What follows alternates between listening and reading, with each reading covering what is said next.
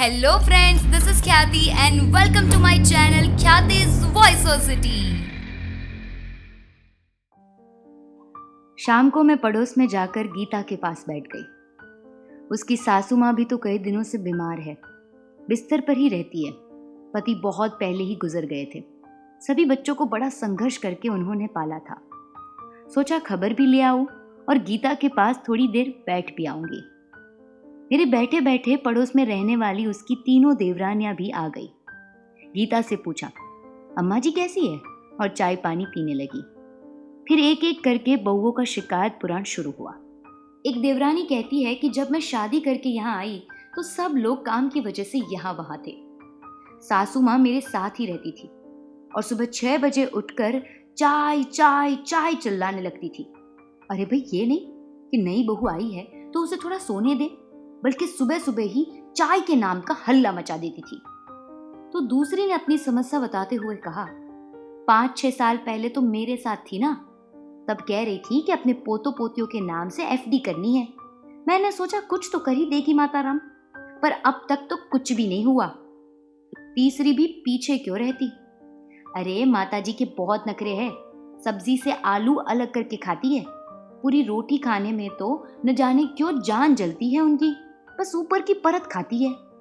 आधे घंटे तक शिकायतें करने के बाद सब ये कहकर चली गई कि उनको शाम का खाना बनाना है, बच्चे इंतजार कर रहे हैं। उनके जाने के बाद मैं गीता से पूछ बैठी, गीता, अम्मा जी आज 1 साल से बीमार है और तेरे ही पास है, लगभग बिस्तर पर है।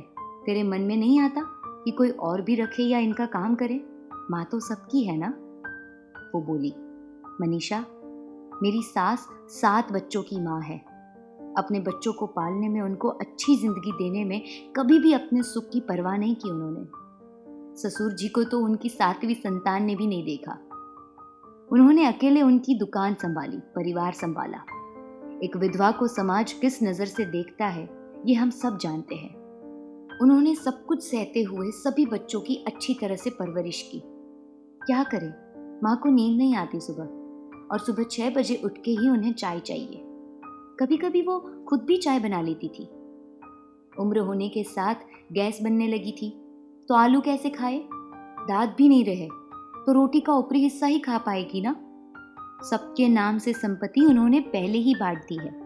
ये जो आप देख रही है ना, मेरा घर, पति, बेटा, बेटी, शानो शौकत, सब मेरी सासू जी की ही देन है। अपनी अपनी समझ है। मैं तो सोचती हूँ कि इन्हें क्या क्या खिला पिला दूं, कितना सुख दूं। मेरे दोनों बेटे बेटी अपनी दादी माँ के पास सुबह शाम बैठते हैं। उन्हें देखकर वो मुस्कुराती है। अपने कमजोर हाथों से वो उन दोनों का माथा, चेहरा और शरीर सहलाकर उन्हें जी भर कर दुआएं देती है। जब मैं सासू माँ को नहलाती, खिलाती पिलाती हूँ और उनकी सेवा करती हूँ, तो जो संतुष्टि के भाव मेरे पति के चेहरे पर आते हैं, उसे देखकर मैं धन्य हो जाती हूँ। मन में ऐसा एहसास होता है जैसे दुनिया का सबसे बड़ा सुख मिल गया हो। मेरी सासू माँ तो मेरा तीसरा बच्चा बन गई है। मैं जमाने में उसकी ये समझदारी देखकर हैरान रह गई। मैंने उसे अपनी छाती से लगाया और मन ही मन उसे नमन किया और उसकी सराहना की। दोस्तों, आपकी जिंदगी में शायद कोई ऐसी माँ होगी या फिर आपकी सासू माँ होगी। क्या आप अपनी सासू माँ को अपनी माँ समझकर इतना ही प्यार करती है?